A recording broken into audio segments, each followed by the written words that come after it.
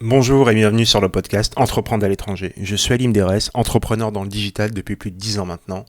Dans ce podcast, je vais à la rencontre d'entrepreneuses et d'entrepreneurs ayant décidé de créer leur business hors de leur pays d'origine. Je vous laisse avec l'invité du jour, je vous souhaite un très bon épisode et je vous dis à bientôt.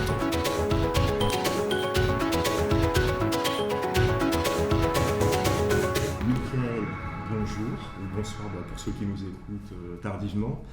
On est à Lisbonne. Au sein de ta société. Je vais faire comme d'habitude, c'est que je te souhaite la bienvenue sur le podcast. Merci. Et je te laisse te présenter. Et puis après, on discutera, je te poserai plein de questions. Parfait. Merci Alim, merci de venir nous visiter ici en nos bureaux. Je m'appelle Michael Limpens, belge d'origine, donc pas français, désolé pour les auditeurs franco-français. Belge à l'origine, installé à Lisbonne depuis 3 ans maintenant, donc 32 ans, un enfant, père d'une petite fille depuis 6 mois. Félicitations. Merci beaucoup. Donc il est né ici au Portugal. J'ai décidé de quitter la Belgique donc il y a maintenant 3 ans, installé ici à Lisbonne, où j'ai créé une société de gestion de propriété qui s'appelle PM2 Property Management and Maintenance. Donc je suis ici gérant de ma société avec 2 employés. Et voilà, grosso modo, ma vie ici au Portugal. Moi, j'aurais une première question, c'est qu'est-ce qui fait que tu quittes la Belgique pour le Portugal si on prend pas pour référence la météo? Ok, pourtant c'est un point important. Non, grosso modo, voilà, en gros, pour dire la vérité, j'ai rencontré ma femme qui est portugaise. J'ai rencontré ma femme en Belgique il y a 6 ans. Après quelques années de vie commune en Belgique, elle m'a suggéré de venir nous installer au Portugal. J'ai toujours voulu vivre à l'étranger. Avant de revenir en Belgique où on s'est rencontrés, j'avais vécu quasiment 6 mois en Australie, j'ai vécu 6 mois au Congo, j'ai vécu 1 an en Tunisie. Et j'ai jamais vraiment voulu faire ma vie en Belgique. Donc c'était une occasion intéressante, je trouvais. J'avais envie également de créer mes activités et la Belgique pour moi était un peu moins stimulante que le Portugal. Donc on s'est dit qu'on allait retourner au Portugal, pour moi m'installer au Portugal. Et donc de se lancer dans cette grande aventure ici au Portugal. Donc les raisons, c'est principalement des raisons de cœur avant tout. Avant de t'installer, donc tu as vécu entre le Congo, la Tunisie, l'Australie. Ouais. Du coup, ton parcours, si tu pouvais décrire ton parcours. Alors, mon parcours. À l'université, j'ai étudié la sociologie et l'anthropologie. Donc, rien à voir avec... Ce qui fait que tu aimes bouger. Donc. Voilà, ce qui fait que j'aime bouger. En master, j'ai fait les relations internationales et j'ai toujours voulu, en fait, après mes études, travailler dans le monde de la coopération. D'où mes différents voyages, d'où principalement mon voyage au Congo, où j'ai travaillé en fait dans une ONG belge au Congo pendant 6 mois, dans le Kivu. D'où ma vie également en Tunisie, où j'ai travaillé pour une boîte de microcrédit, Enda Trara, mais toujours sous des contrats de stagiaires, de volontaires ou autres. Donc, 28 ans, on a envie de gagner sa vie, on a envie d'avoir d'autres perspectives. Donc je suis rentré en Belgique sur une opportunité que j'ai eue d'être commercial pour une grosse menuiserie qui faisait de l'aménagement de bureaux. Notamment pour être commercial, mais également faire de la gestion de projet et essayer d'implémenter l'export pour cette société-là. Donc il y avait toujours ce volet étranger qui m'intéressait. L'un dans l'autre, finalement, le volet étranger, c'est un peu oublié. J'ai plus passé mon temps à développer mes compétences en gestion de projet, en gestion commerciale, aussi l'approche commerciale, avoir des contrats, décrocher des contrats, réaliser des devis, etc. Et donc, c'est avec toute cette expérience-là que le jour où on s'est décidé avec ma femme de s'installer au Portugal, je me suis posé la question voilà, qu'est-ce que je pourrais faire avec mes compétences ici au Portugal, quels sont les besoins, quelle pourrait être vraiment la valeur ajoutée que je pourrais apporter. Et assez rapidement, je me suis rendu compte qu'il y avait cette opportunité dans la gestion de propriétaires, principalement pour des étrangers qui ont les mêmes critères que moi, qui ont les mêmes standings que moi au niveau de la qualité du service offert. Juste pour la petite histoire également, l'idée est venue dans une discussion avec mes parents qui utilisent toujours mes petits séjours chez eux pour aller réparer une chasse d'eau, changer 2 ampoules dans la cuisine ou débloquer un volet. Et donc mes parents m'avaient dit, mais enfin, travaille cette approche-là parce que c'est quelque chose que tu fais bien, tu es quelqu'un d'intelligent, t'es malin de tes mains également. Et je suis sûr que autant nous on est content de t'avoir pour régler des problèmes, autant je suis persuadé qu'au Portugal tu trouveras des étrangers francophones qui ont besoin de quelqu'un de smart qui peut régler des choses pour lui, etc. Donc c'est venu vraiment de là en fait, sauf que je voulais pas me limiter à faire du travail de handyman, homme à tout faire. Ça aurait pu être le cas, mais j'ai voulu plutôt me focaliser sur un service plus global qui est de gestion de propriété. Il y a une réelle opportunité aussi là-dessus. Qui est une réelle opportunité ici également. Et alors, je continue également à parfois mettre mon bleu de travail et aller faire des petites réparations, parce que j'aime bien faire ça, mais je reste avant tout le gérant de la société et donc au service de mon équipe ici. Mais ça te permet aussi de savoir, de sentir ce qui se passe sur le terrain. Voilà, donc ça m'aide à un peu mieux sentir potentiellement les problèmes et la manière dont on va les résoudre. Maintenant, je ne suis pas plombier, je ne suis pas électricien, donc on peut toujours m'avoir, ça, je l'avoue. Mais c'est vrai que voilà, j'ai une certaine sensibilité sur les travaux manuels. Souvent mes collègues demandent mon avis ou d'aller faire un tour à la maison pour aller voir si on sait régler ça facilement ou s'il faut vraiment faire appel à un technicien. Voilà, donc c'est vrai que ça m'aide dans mon travail au quotidien, tout à fait. Du coup, on va continuer avec certaines questions relativement basiques, mais qui vont permettre de comprendre un peu mieux ce que tu fais ici. Quelles sont tes relations avec les clients portugais, si tu as des clients portugais, ou as-tu exclusivement des clients étrangers? Alors, on a quasiment que des clients étrangers.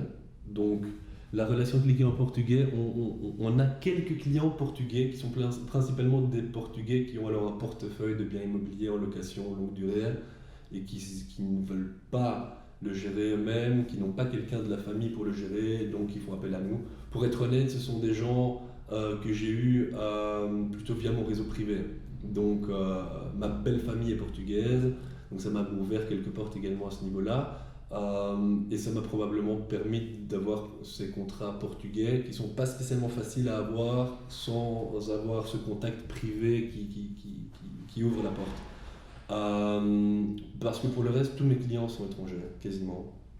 90% de mes clients sont étrangers. C'est des Belges, des Français, des anglophones. Alors de manière assez marrante, 90% également anglophones.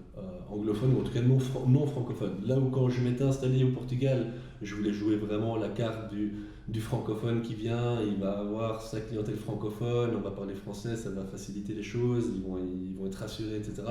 J'ai actuellement, donc on gère plus ou moins 70 biens à Lisbonne, qui sont donc la propriété d'une quarantaine de clients, et dans ces clients, nous avons 2 francophones. Donc, d'accord. Ouais. Si peu. Oui, si peu. Donc finalement, la plupart de mes clients sont américains, anglais, suisses, mais suisse-allemand, allemand, de Hong Kong, de Chine, sud-africain, beaucoup. Donc vraiment du monde entier. Ce qui est super enrichissant en fait, c'est vraiment chouette parce qu'on a vraiment alors ce rapport qui se partage et qui est différent avec tout type de clients. Et donc finalement très peu de portugais, pour revenir sur la question initiale, très peu de portugais. Et je pense que je ne suis pas sûr que j'aurai beaucoup de Portugais vu la nature du service ici au Portugal, et j'ai le sentiment que dans la gestion de propriété, les Portugais, préfèrent le faire eux-mêmes pour ne pas devoir payer des filles de coordination, ou s'ils ont un portefeuille et qu'ils ne savent pas le faire eux-mêmes, vont demander à un cousin, un oncle, un neveu, ou quelqu'un de la famille qui a toujours un peu de temps pour gérer ça. Ils ne sont pas encore, je pense, ici au Portugal, dans cette culture de professionnalisation du service de gestion de propriété et surtout gestion locative, long terme. Mais pour toi, c'est un problème qui vient du manque d'appétence des Portugais vers le service, parce que là, ce que tu racontes, c'est vraiment quelque chose que moi je rencontre dans d'autres secteurs d'activité. Oui. Il n'y a pas longtemps, je discutais avec une avocate où elle a soulevé exactement les mêmes problèmes. C'est qu'en fait, si les gens pensent savoir faire mieux qu'un professionnel, et donc ça devient des comptables, des experts comptables, des avocats, des fiscalistes. Moi, dans le secteur d'activité dans lequel je suis, ça va être la com, c'est qu'il y a toujours quelqu'un qui sait faire, ou il y a toujours quelqu'un qui connaît quelqu'un qui sait faire, ou qui bricole un peu. Mais c'est quelque chose que tu as déjà rencontré à l'étranger, ou c'est propre au Portugal, ce manque d'appétence pour le service? Alors, je n'oserais pas comparer parce qu'on est dans un milieu du monde immobilier qui est spécifique ici au Portugal, et je n'y travaillais pas en Belgique ni dans d'autres pays, donc je ne pourrais pas comparer, mais ce que je ressens ici au Portugal, au niveau des clients portugais, ou en tout cas des propriétaires finalement de biens immobiliers en location ici au Portugal, ils vont plus facilement, ils vont décider de ne pas travailler avec une société spécialisée, soit pour une question de prix, parce qu'ils préfèrent ne pas mettre le prix, ou ils vont travailler avec une société un peu moins chère, voire beaucoup moins chère, qui finalement n'est pas du tout compétente, mais qui propose un prix attractif. Et donc en fait, j'ai le sentiment qu'ils préfèrent parfois se plaindre d'un service mal fait, quitte à le payer moins cher, que d'avoir un service bien fait, mais devoir le payer plus cher. Donc c'est un peu le sentiment que j'ai par rapport aux clients propriétaires. Et alors, par rapport à mes concurrents, entre guillemets, qui offrent ce service, selon moi, honnêtement, de moins bonne qualité, ça, il est évident que je remarque quand même fort ici que il y a cette tendance à vouloir toucher à tout. Un agent immobilier qui fait très bien la vente et la recherche de locataires va se dire mais pourquoi pas faire également le suivi après et m'occuper de la gestion locative. Ce sont pourtant pour moi deux métiers complètement différents. La société ne fait pas de travail d'agence immobilière. On n'est pas une agence immobilière, on est 100% dédié dans la gestion de propriété, seconde résidence et gestion locative à long terme. Gestion locative standard en gros. Des avocats également ici au Portugal proposent de gérer les biens de leurs clients, des sociétés de condominium, des syndics, proposent également le service de... Donc, oui, il y a toujours un peu cette tendance à vouloir proposer des services en plus, surtout quand on croit que ce sont des services faciles, notamment en communication, on croit toujours, ça va donner un peu de contenu, un site internet, c'est pas très compliqué. Pourtant, c'est un métier. C'est un métier. Gérer de la même manière, gérer des appartements, gérer des contrats locatifs, gérer la relation avec des locataires, gérer des problèmes et le faire de manière efficace et à des coûts mesurés, c'est un métier aussi. Donc c'est un peu notre réalité en effet au quotidien, c'est ce qu'on vit. Et surtout répondre en temps et en heure. Oui, non, ça c'est important. C'est finalement la plus grosse valeur ajoutée de notre société, honnêtement, des retours que j'ai de clients, c'est notre faculté de réponse vraiment rapide. Donc, ils ont l'habitude ici au Portugal parfois d'attendre une semaine avant d'avoir une réponse de leur avocat. Ici, ils sont étonnés de savoir que notre société, dans les 24 heures, ils ont une réponse. Et si on n'a pas de réponse, on leur répondra qu'on n'a pas de réponse. Mais en tout cas, on leur donne un retour par rapport à leur demande. Donc ça, c'est vraiment le point, et c'est un des points les plus importants pour moi dans ma société ici au Portugal, c'est de faire la différence par rapport à la concurrence sur cette comment on dit ça, le fait de répondre, réactivité, voilà, sur cette réactivité de notre part et notre disponibilité complètement. Après, je pense qu'on est dans des secteurs, aussi bien toi que moi, on est dans des secteurs où à un moment donné, on est bon sur certaines compétences, on peut dire ce qui est. Après, il y a d'autres compétences, c'est pas du tout notre. Je vais me répéter, mais notre job de compétence, parce que c'est pas notre job. Tout à fait. Par contre, là où on va éventuellement marquer des points, ouais, ça va être sur notre réactivité. Ouais. C'est tu sais faire, tu réponds que tu sais faire et tu essaies de répondre le plus vite possible en apportant la bonne réponse, ou tu dis tu ne sais pas faire. Et soit tu conseilles quelqu'un, voilà. et si tu peux pas conseiller quelqu'un, écoute, c'est pas grave, mais au moins tu laisses pas le client attendre en te disant oui, ça va lui passer. Tout à fait. Alors c'est vraiment quelque chose, un point sur lequel je mets vraiment une grosse attention à ça avec mes collègues, c'est on veut pouvoir apporter une réponse à toutes les demandes de nos clients. On ne sait évidemment pas tout faire, donc quand ce sont des choses qu'on sait faire, tant mieux, on répond, on fait. Quand ce sont des choses qu'on peut faire avec nos partenaires et nos collègues, on n'est pas, comme j'ai expliqué, on n'est pas une agence immobilière, on n'est pas un syndic, on n'est pas un plombier, on n'est pas un électricien. Donc, s'il y a des choses qui doivent être faites avec nos partenaires et qu'on sait y répondre, on répondra également. Mais également, et le plus important pour moi, c'est si on n'a pas la réponse, il est important de répondre qu'on n'a pas encore la réponse, mais qu'on y travaille et qu'on essaiera de trouver la réponse. Donc, mais c'est très bête, mais c'est une chose que beaucoup de gens ne font pas et qui fait énormément la différence. Quand on n'a pas la réponse, on a tendance à laisser de côté, un peu attendre, et puis le jour où c'est le client qui renvoie un email pour demander un update, pour moi là on a fait une erreur. Il faut qu'on puisse avoir répondu avant que le client se pose la question, tiens il m'a pas encore répondu. Parce que tu sais que tôt ou tard c'est un client que tu as perdu. C'est un client qui ne va pas être satisfait en tout cas. Ah oui, ouais, c'est sûr. Moi je le dis ouvertement avec certaines personnes avec qui j'ai bossé, certaines personnes avec qui je bosse. J'ai clairement dit, honnêtement, c'est si, en tant que client, je reçois cette réponse de ta part, mais je t'oublie. Et plus jamais je ferai appel à tes services.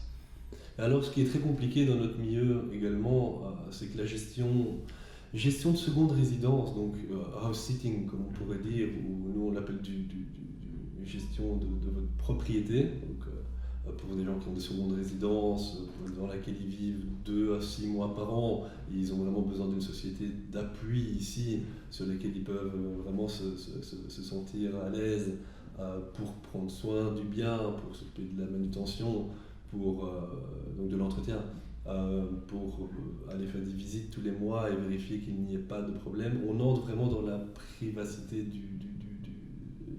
dans la vie privée du propriétaire. Donc, une fois que le lien est fait, une fois que le rapport est créé, je pense qu'il est difficile pour un propriétaire de changer de société. Beaucoup plus difficile en tout cas qu'une société d'internet où je sais pas, où il y a moins le côté plus sensible, intime. J'ai le sentiment que dans notre milieu, donc, tant gestion de seconde résidence que gestion locative, une fois que le propriétaire travaille avec quelqu'un, il va être compliqué de le faire sortir de là pour venir travailler avec nous. Donc, pour nous, tant mieux, parce que c'est-à-dire que nos clients en général restent avec nous, mais bien que je ne pense pas qu'ils restent parce qu'ils n'arrivent pas à s'en sortir, je pense qu'ils restent franchement parce qu'ils sont satisfaits. Mais c'est embêtant parce qu'on a aussi des gens qui pourraient potentiellement être intéressés par nos services, parce qu'ils se plaignent, ils ne sont pas contents du service d'autres sociétés avec lesquelles ils travaillent, mais ils ne passent pas le pas parce que ils ont leurs petites habitudes déjà, ils ont leur point de contact, ils connaissent les gens, etc. Mais bon, ils ne sont pas satisfaits. Donc c'est quelque chose qu'on note quand même fort dans notre travail. C'est que, étant donné qu'il y a ce rapport humain assez fort, même quand on n'est pas satisfait, il est difficile de se dégager de ces contrats, de ces engagements en fait, avec le service provider, alors qu'en soi, il n'est pas l'auteur, malheureusement. Aujourd'hui, tu es à la tête de cette boîte. Du coup, tes salariés sont portugais ou belges ou français ou... Alors, mes salariés actuellement, mes 2 salariés sont portugais. Et dans mon approche, je continuerai à avoir des salariés portugais. Non pas que je n'ai pas envie de travailler avec des Belges, des Français ou des Polonais, mais parce que je suis au Portugal, je pars du principe que je dois participer à faire tourner l'économie portugaise, mais également à donner des opportunités aux locaux. Ils me le rendent bien en m'accueillant ici chez eux. J'ai d'ailleurs été super bien accueilli, c'est un peuple charmant. avec des millions d'opportunités, avec des gens intéressés et intéressants. Donc j'ai vraiment, il faut savoir que quand j'ai créé ma boîte, j'ai pas créé ma boîte pour l'amour de la gestion de propriété. Et pas non plus pour l'amour de arranger la chasse d'eau, loin de là. J'ai créé cette boîte avant tout, et peut-être ça vient un peu de mes origines, socio-anthropo, coopération, développement, etc. J'ai créé cette boîte vraiment avec cette volonté de vouloir participer à améliorer finalement les conditions de Monsieur Tout-le-Monde. Donc pour moi, contribuer à notre société, c'est notamment donner du travail. Donc il ne faut pas toujours aller chercher très loin pour vouloir donner un sens à sa vie. Il ne faut pas toujours aller chercher très loin pour se dire tiens, j'ai été utile. Ici au Portugal, en donnant des emplois décents à des Portugais qui n'ont pas toujours des salaires très décents. D'ailleurs, moi, je suis vraiment à compte courant par rapport à ça. Parfois, mes amis portugais me prennent pour un fou ou pour un idiot. Mais j'ai plutôt tendance à donner des salaires que je considère plus décents, sans vouloir non plus déstructurer évidemment le marché dans mon secteur. Mais voilà, ma plus grande fierté finalement et mon objectif numéro 1 est de donner du boulot à des gens. Donc aujourd'hui, c'est 2 personnes, 2 Portugais, 2 Portugaises en l'occurrence. Demain, ce sera peut-être 3, après-demain 5, et dans une semaine, 10. Donc c'est vraiment ça l'objectif. Toujours donc ciblé sur un public, des employés portugais. Maintenant, je suis honnêtement pas du tout contraire à travailler avec, imaginons qu'il y a un Français, un Belge ou un Canadien installé au Portugal qui a un profil chouette, intéressant, avec qui ça pourrait matcher dans le cadre de mes activités, avec plaisir. Il y a toujours la question de la langue qui est importante, évidemment. C'est compliqué parce que j'ai déjà eu des demandes de stage, par exemple, de Français qui voulaient venir faire un stage de 6 mois au Portugal, etc. Mais sans parler le portugais, dans mon milieu en tout cas, c'est vraiment compliqué. Tous nos sous-traitants ne parlent pas français, ne parlent souvent pas anglais, donc ça doit se faire en portugais. Donc des employés francophones, pourquoi pas, mais il faudrait alors qu'ils parlent portugais. Ça, c'est un grand problème qu'on a quand même. Ça peut se trouver, hein. Non, mais il y en a. Non, il y en a. Je connais énormément de Français qui parlent très, très bien portugais. Ouais. Moi, j'ai encore une difficulté avec, bien que j'ai vécu 3 ans, de 2017 à 2020 ici. Ouais. C'est-à-dire que je le comprends. Après, ouais, c'est vraiment la restitution qui est... Après, contraint, je le fais. Hein. Et puis, moi, je pars toujours du principe que le principal, c'est de se faire comprendre. Bon, c'est jamais très pro, je suis le premier. Quand je vois parfois mes emails en portugais, je ne vais pas chaque fois aller faire une vérification de toutes les phrases et comment la phrase a été tournée, etc. Donc je suis persuadé que je fais énormément d'erreurs et que ça peut être mal vu. Je me souviens à l'époque où je vivais en Belgique, j'avais une collègue roumaine, je crois, qui écrivait parfois ses emails en français et j'étais un peu gêné pour elle. Je me disais, enfin, on t'envoie quand même pas des emails avec tant d'erreurs, etc. Je fais exactement la même chose ici au Portugal. Donc en fait, j'ai changé de tu changes de mindset. Mais sinon, on n'envoie jamais rien. Donc maintenant, je suis parti du principe que le principal, c'est de se faire comprendre. Évidemment, j'envoie pas des emails bourrés de fautes, mais en tout cas, dans le parler, je fais probablement beaucoup de fautes, mais les gens me comprennent, je comprends les gens et on s'arrête là. Donc si je devais... pour moi, ce qui est important, j'aimerais en fait trouver à terme un collaborateur ici pour ma boîte qui parle justement français. Donc actuellement, j'ai le problème inverse, c'est que mes collègues parlent portugais, évidemment, elles sont portugaises, anglais, espagnol, mais ne parlent pas français. Je peux évidemment pas leur demander de parler français, c'est pas ça le problème, mais pour avoir une clientèle francophone ou pour cibler nos activités sur une clientèle francophone, c'est quand même vachement important d'avoir le français. Alors je parle français, donc actuellement les quelques clients francophones qu'on a, que je sens qui pourraient être réticents à dialoguer en anglais, vont alors travailler avec moi directement, et alors je travaille avec eux, il n'y a pas de problème. Mais l'idéal serait évidemment d'avoir à terme un property manager qui parle français et qui puissent alors prendre le relais par rapport à toute cette clientèle ici à Lisbonne francophone, parce qu'il y en a une, hein, c'est évident. Donc j'ai pas encore réussi à les attraper, mais je suis persuadé qu'il y a de la demande. Et tu as pensé à des partenariats avec les réseaux de mandataires immobiliers? Alors, j'ai essayé, j'imagine que tu te doutes bien, quand j'ai créé ma boîte, j'ai toqué à beaucoup de portes, hein. Donc j'ai essayé de me faire connaître et de créer des partenariats avec tous les acteurs possibles et imaginables du milieu de l'immobilier, que ce soit des agences immobilières, des promoteurs, des constructeurs, des avocats. Donc j'ai essayé beaucoup de choses. J'ai réussi aujourd'hui à travailler et à avoir une bonne relation avec quelques agences immobilières.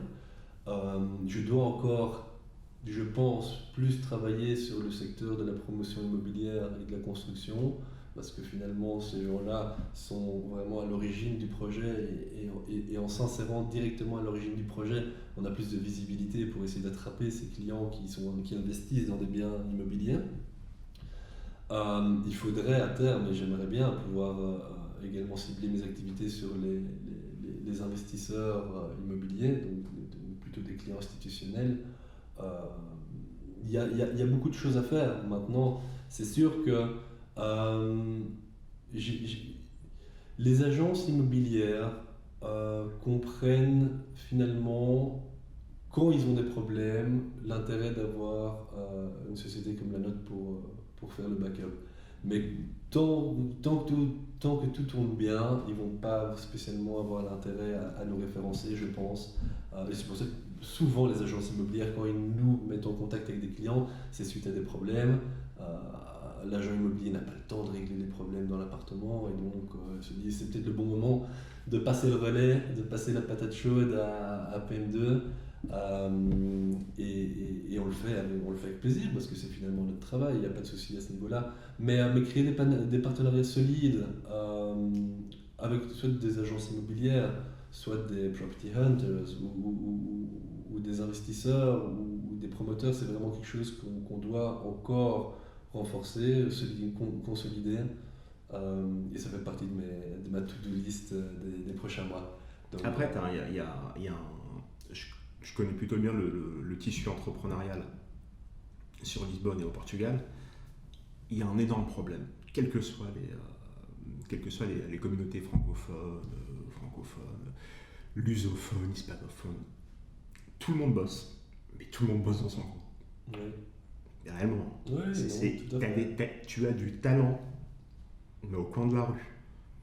Tu as des talents au coin de la rue. Pourquoi je dis ça? Je ne sais pas si tu connais le meetup, Real Estate Meetup. Non. Je t'enverrai le lien. C'est une amie qui l'anime sur Lisbonne. À l'époque, elle était en présentiel. Aujourd'hui, c'est sur Zoom. D'accord. Voilà. Elle propose-lui tes services. T'as une partenaire. T'as une partenaire d'entrée de jeu. Avec plaisir. Mais ce que tu dis est vrai. Hein. Elle bosse pour IAD. Et en France, IAD, aujourd'hui, tu vas sur IAD en France. Okay. Tu as l'achat, la vente, la location, ils t'accompagnent. Maintenant, depuis à peu près un an, ils ont toute la partie gestion. Ouais. Et conciergerie. Ouais. Parce qu'aujourd'hui, c'est une offre qui est complète. Ouais. C'est au Portugal, je pense que ça va pas tarder d'arriver. Si ça existe en France, ça va pas tarder d'arriver au Portugal. Ça existe déjà. Hein. Donc, on a des concurrents donc, qui sont des agences immobilières qui proposent le service complet donc de l'achat, de la mise en location, de la gestion locative derrière, voire même de la conciergerie pour ceux qui ne veulent pas spécialement louer leur bien, mais qui ont besoin d'un service d'accompagnement pour leur bien acheté. Donc, il y a des sociétés, des agences immobilières concurrentes qui proposent ça, tout comme l'IAD le propose apparemment en France. C'est une approche, j'ai personnellement pas de souci avec ça évidemment. Par contre, j'ai décidé moi de partir sur une autre approche qui est rester spécialisé dans un créneau bien défini qui est la gestion locative et la gestion de propriété, donc seconde résidence, sans être apparenté aux agences immobilières, sans proposer les services d'achat, vente et recherche locative. Et justement, donc outre le fait que je pense qu'on doit tous rester experts dans son domaine, et donc de rester et faire ce qu'on fait bien, et demander aux autres de faire ce qu'eux font mieux que toi, C'est vrai que beaucoup de gens ne sont pas dans cette approche-là. Oui, je remarque ici, mais je ne sais pas si c'est typiquement portugais ou si c'est de manière générale.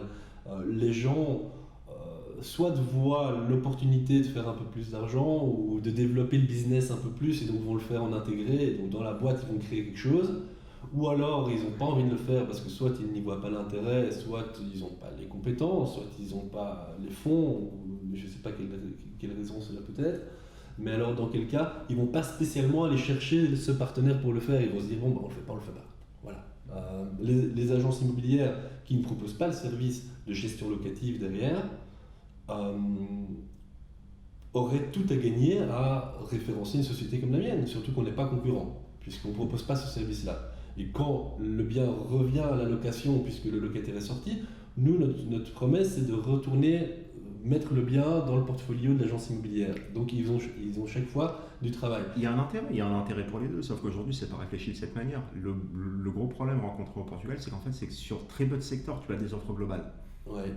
Mais vraiment c'est sur très peu de secteurs. Tu regardes même dans le milieu du droit, dans le milieu de la comptabilité, mais trouver un fiscaliste, mais comment dire, lance-toi à la conquête lance-toi à la recherche du Graal, tu auras plus de chances que de tomber sur un fiscaliste conseillé par un avocat. D'accord. Alors, je ne vais pas dire qu'ils font le même travail, loin de là, mais ils sont amenés à collaborer ensemble. Aujourd'hui, tu vas avoir un avocat, tu lui demandes un fiscaliste, il te regarde avec des yeux.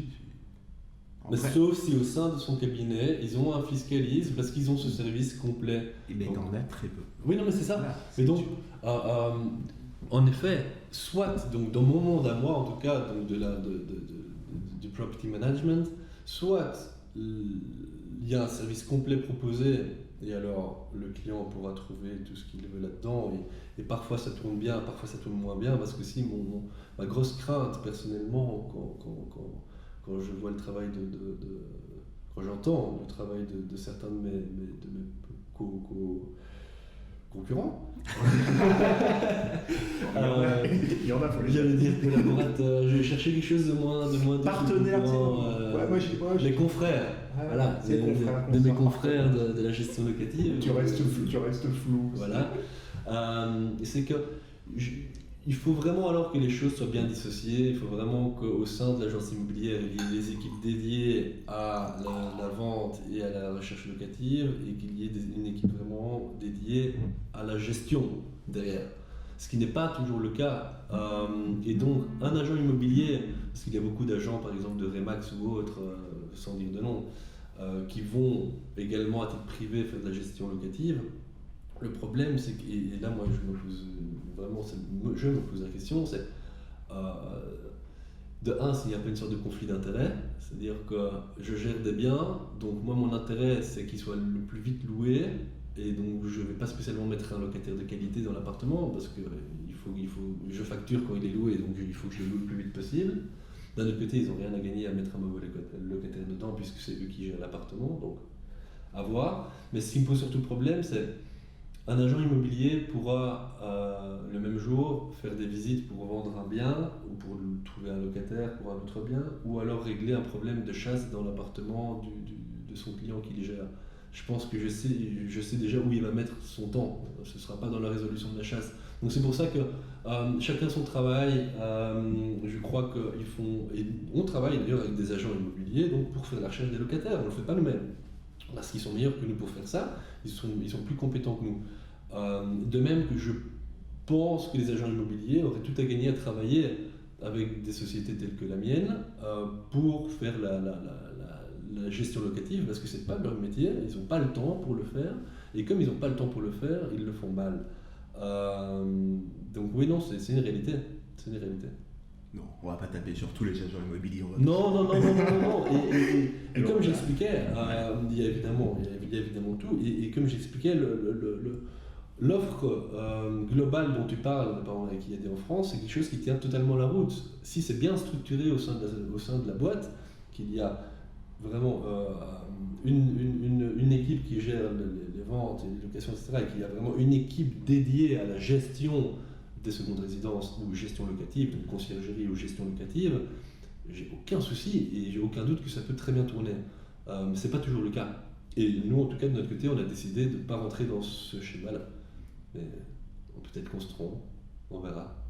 Ça fait combien de temps que la boîte existe? 2 ans? 2 ans, un peu plus de 2 ans. Ouais, t'as encore, t'as encore le temps de prendre du recul et de savoir si tu t'es trompé ou pas. Oui, Mais après, oui. mais je pense pas. Après, Mais non, dans notre vision, en tout cas, moyen-long terme, on veut vraiment rester. En tout cas, actuellement, notre vision est vraiment de rester focalisé sur ces 2 services qu'on offre, les faire bien, les faire de manière efficace.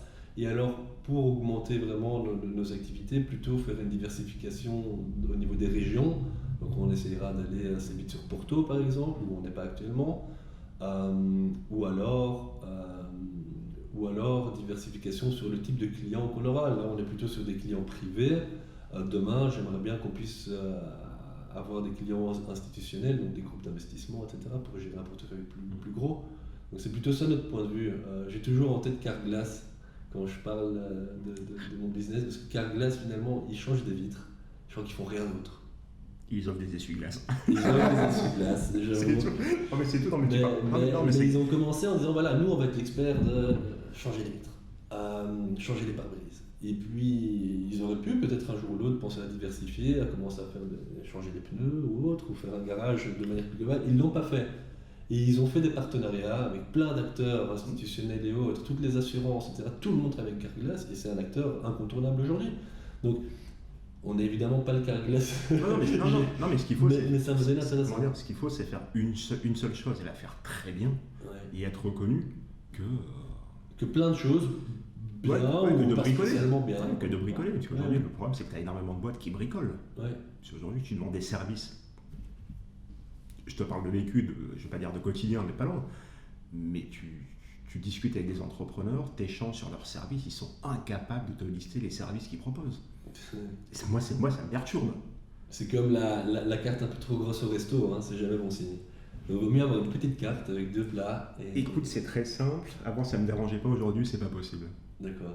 Aujourd'hui, voilà, si je vais au resto, la carte est beaucoup trop grande. Tu n'y vas pas. Le cuistot peut être bon, hein, ouais. Mais de là à être ultra compétent partout. Mais c'est la même chose. C'est vraiment la même chose. C'est ça, je doute. C'est exactement la même chose. C'est exactement la même chose.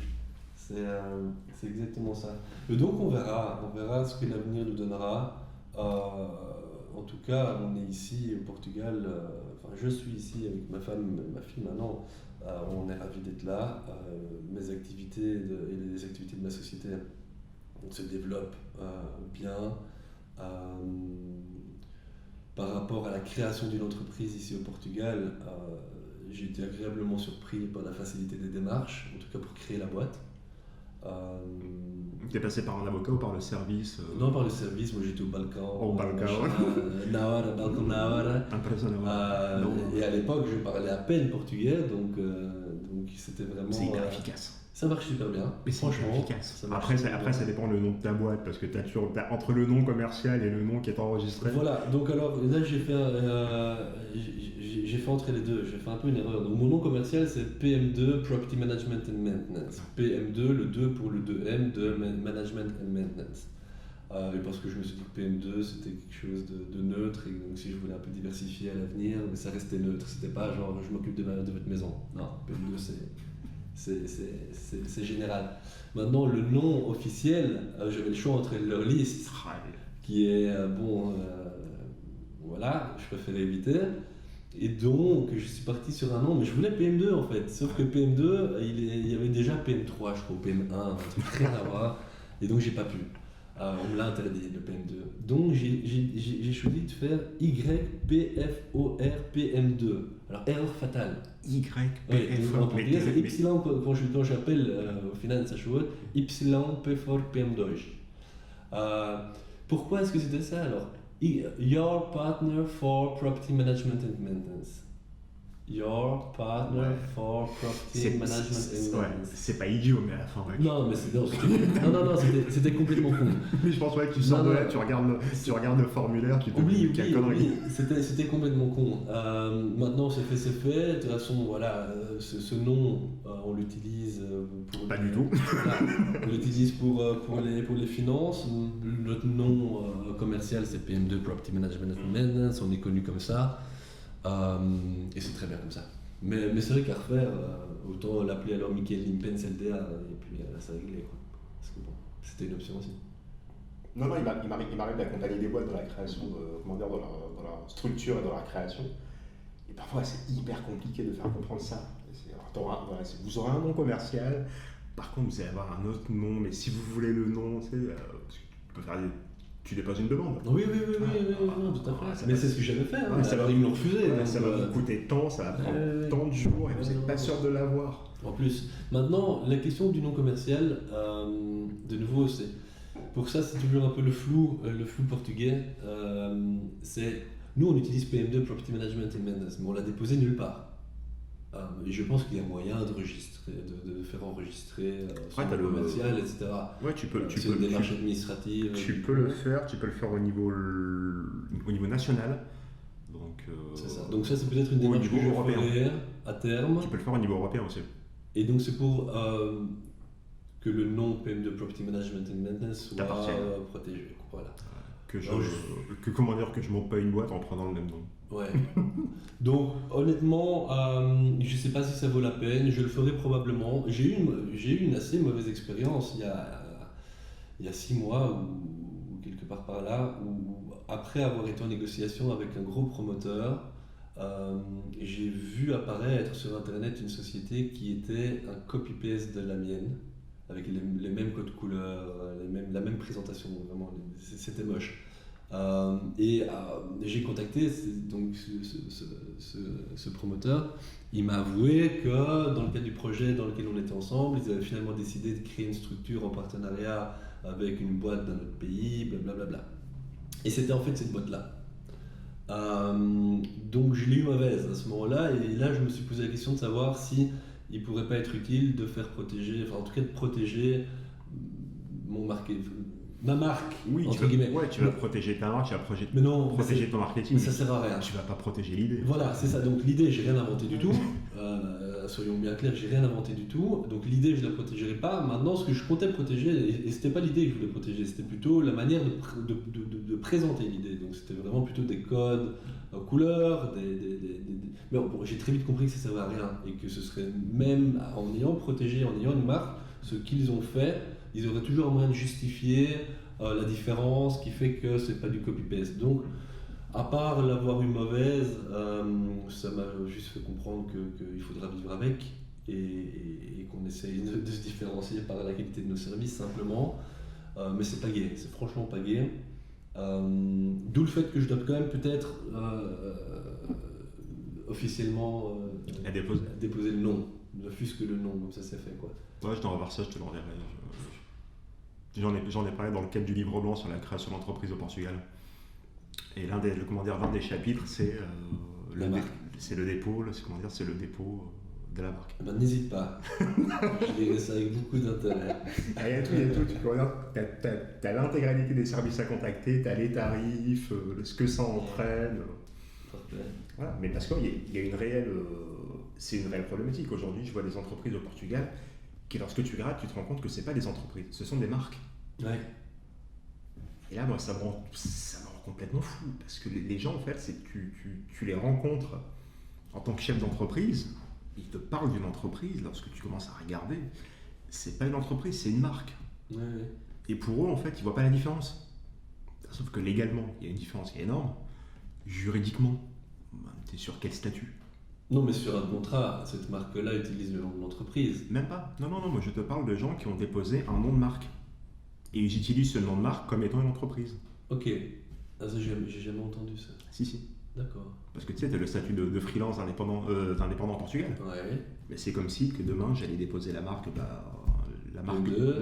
PM2. Ouais. Et que je commençais en fait à travailler en et tu factures sur PM2, mais t'as pas de numéro d'identification. T'as pas le NIPC. T'as pas le NIPC. La seule chose que je ferais, c'est en fait j'irais me déclarer en tant qu'indépendant. Ok, j'utilise ma marque. Et j'utilise ma marque comme non commercial. Sauf que un potentiel client croit qu'il a affaire à une société, sauf qu'en fait c'est une personne. C'est pas légal. Ouais. Tu tombes sur un client un peu tatillon, mais tu perds le nom de ta marque au passage, tu vas perdre toutes tes économies. Tout à fait. Voilà, mais ça existe parce qu'en fait, il y a des montages au Portugal. Moi, je vois des montages au Portugal, c'est extrêmement. J'appelle ça du génie, hein, parce que penser une telle bêtise, honnêtement, ça frise le génie. C'est brillant. Ouais, C'est une telle bêtise, je dis c'est brillant. Mais pour certaines choses, après de nouveau, je n'aime pas comparer et je ne compare pas parce que j'étais pas chef d'entreprise en Belgique. Donc je sais pas trop quelle est la réalité dans mon pays d'origine. Mais en tout cas, ici au Portugal, je remarque certaines choses légales comme ça, un peu administratives, qui sont assez larges ou qui laissent beaucoup de largesse. Je crois que je suis la seule société de Lisbonne avec 3 employés qui a comment c'est ça le santé au travail ou sécurité au travail. Ah, ce qu'on appelle en France le CHSCT, c'est l'équivalent du syndicat. Ouais, mais en gros, c'est donc via l'État portugais, il y a des boîtes privées qui viennent vérifier la sécurité au travail, etc., si on respecte toutes les règles, etc. Donc j'ai une fois été contacté par un téléphone et je pense que cette personne s'était même trompée de société.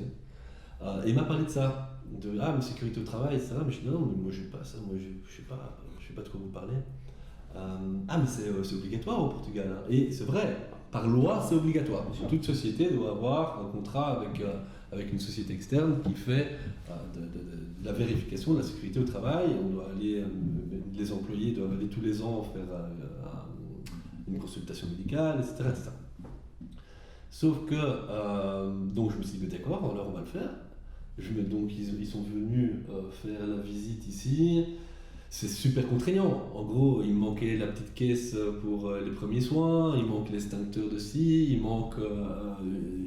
faut que je leur donne quelle est la référence du produit de nettoyage qu'on utilise. Enfin, il te faut le référent sécurité. Donc voilà, donc en gros ils m'ont fait main. Donc très gentil, très bien, j'ai voulu être le bon élève. Donc oui, j'ai besoin de ça, donc venez. Ils sont venus faire leur analyse. J'ai reçu un dossier avec toutes les choses qu'il faut changer, notamment devoir faire tous les ans une formation, en tout cas qu'un des employés de la société fasse une formation, je crois payée en plus par ma boîte. Donc je regrette amèrement d'avoir fait appel à cet organisme qui est obligatoire, mais quand j'en parle autour de moi avec mes amis qui ont aussi des sociétés, de petites sociétés comme la mienne, ils rigolent parce qu'ils me disent mais enfin, si tu as une société sans employés avec pignon sur rue, une grosse enseigne, ok, mais quand tu as une société comme la tienne avec un petit bureau avec 3 employés, ça ne me serait jamais venu à l'esprit de faire appel à ça, quoi.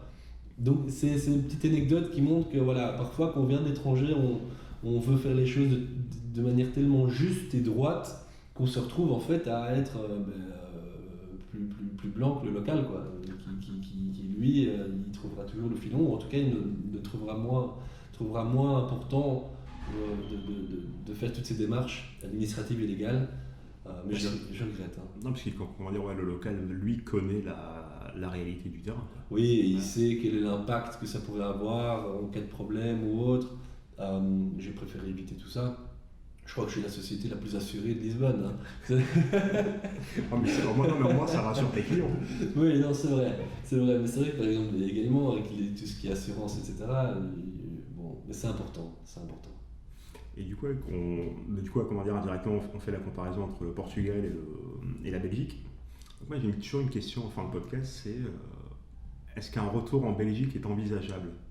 Alors, on ne sait jamais de quoi est fait le futur. Hein. Donc, avec le réchauffement climatique, peut-être qu'il fera aussi beau en Belgique qu'au Portugal. J'allais te dire croisons les doigts, mais ça serait vraiment hyper pessimiste. Si c'était le cas, toute chose, bon voilà, on sait jamais.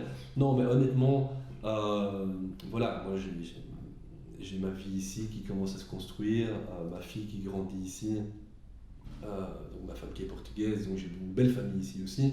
Donc c'est sûr que l'appel de la Belgique revient de temps en temps, ne fût-ce que pour boire une bonne bière, voir les amis, voir la famille, etc. C'est important. Mais pour y vivre, je pense pas. Je préférerais plutôt avoir le compromis d'aller rendre visite un week-end tous les trimestres ou des choses comme ça. Mais la qualité de vie est tellement bonne ici. Sincèrement, j'aurais beaucoup de mal à imaginer ma vie ailleurs. Ou en tout cas, à revenir en Belgique. Parce que pourquoi pas. Ailleurs, tout est possible. Voilà, ailleurs, tout est possible. Mais bon, j'ai quand même déjà pas mal bourlingué. Et j'ai trouvé ici au Portugal quand même un super compromis.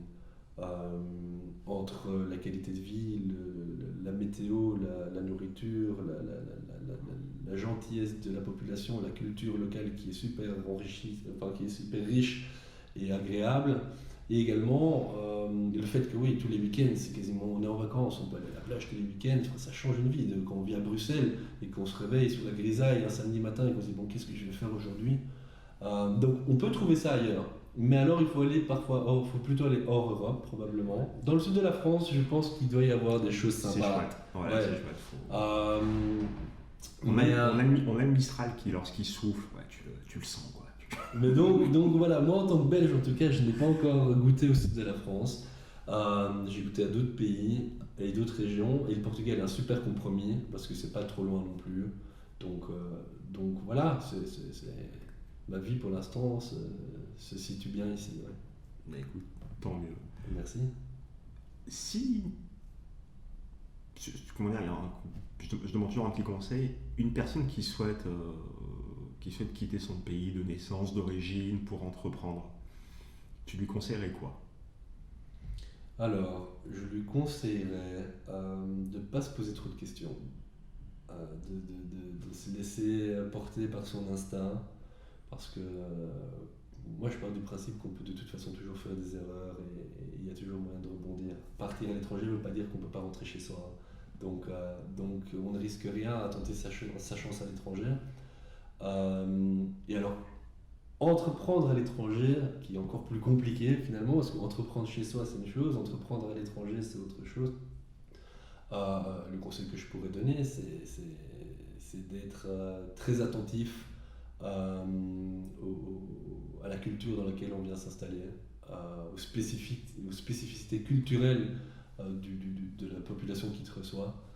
Que ce soit au niveau de la manière de se comporter avec les gens, mais également la manière dont on va traiter les affaires, la manière dont on répond aux emails.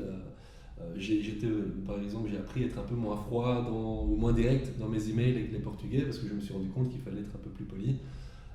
Donc c'est important de bien s'intéresser à la culture dans laquelle on s'inscrira dans son projet et puis de garder foi, quoi, vraiment de ne pas perdre l'objectif et de croire en son projet à fond.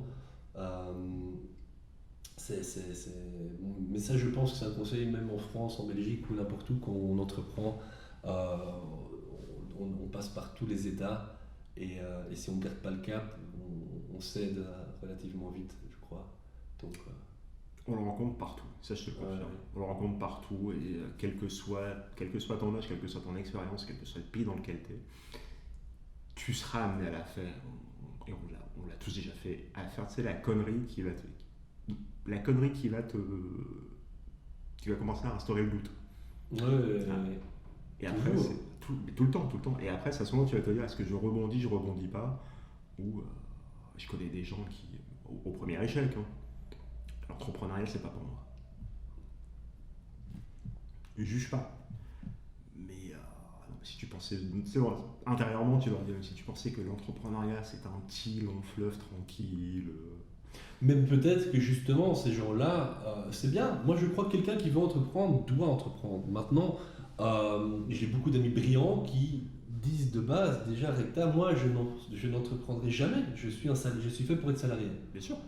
Donc déjà, il y a ce côté-là. Mais quelqu'un qui veut entreprendre peut ne pas savoir qu'il n'est pas fait pour ça.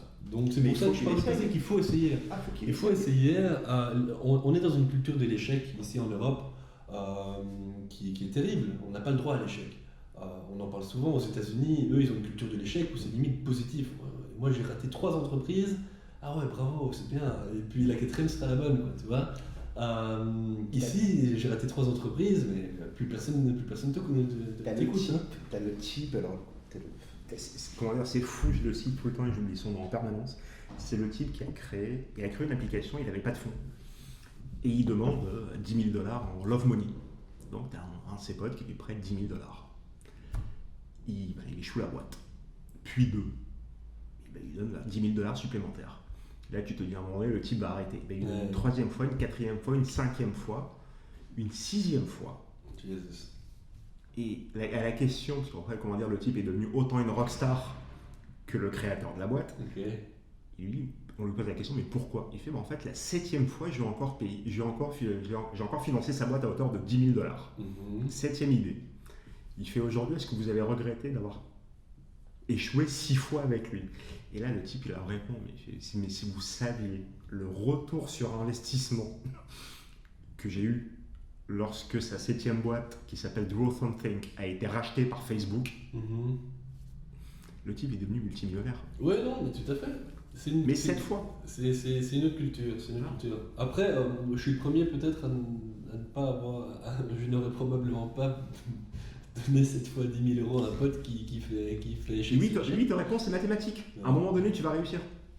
Donc il croyait en son pote, c'est bien. Tu sais, t'as la croyance. Et voilà, le type, il a la croyance en son pote. Il savait qu'il allait y arriver. Il a la croyance apparemment dans les mathématiques. Mathématiquement, à un moment donné, tu vas réussir. Ouais. Non, mais c'est vrai. Ça a coûté 7 boîtes et 70 000 $. 70 000 €, quoi.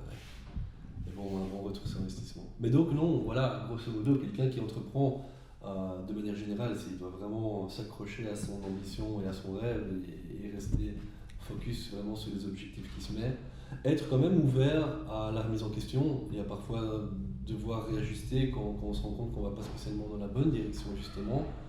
Et par rapport au volet à entreprendre à l'étranger, justement, la différence que je mettrais là, vraiment, c'est d'avoir cette faculté et cette envie de s'intéresser à la culture dans laquelle on va s'inscrire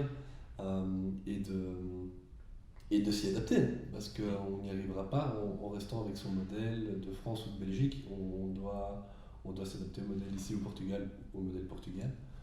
Au Vietnam, au modèle vietnamien. Donc voilà, c'est un peu ma vision des choses. Écoute, merci, je te remercie pour ton temps, pour tes conseils, de m'accueillir ici. À savoir que les bureaux sont magnifiques. Quoi. Merci beaucoup. Et j'adore. Moi, j'ai été honnête avec toi, j'ai pris des photos en arrivant en bas. C'est gentil. Et à savoir qu'on a respecté les mesures de distanciation sociale. Toujours. Voilà. Écoute, je te remercie, je te dis sûrement à très vite. Merci à toutes et à tous d'être restés jusqu'à la fin. Je vous souhaite un excellent lundi, une excellente semaine et je vous dis à lundi prochain. Au revoir.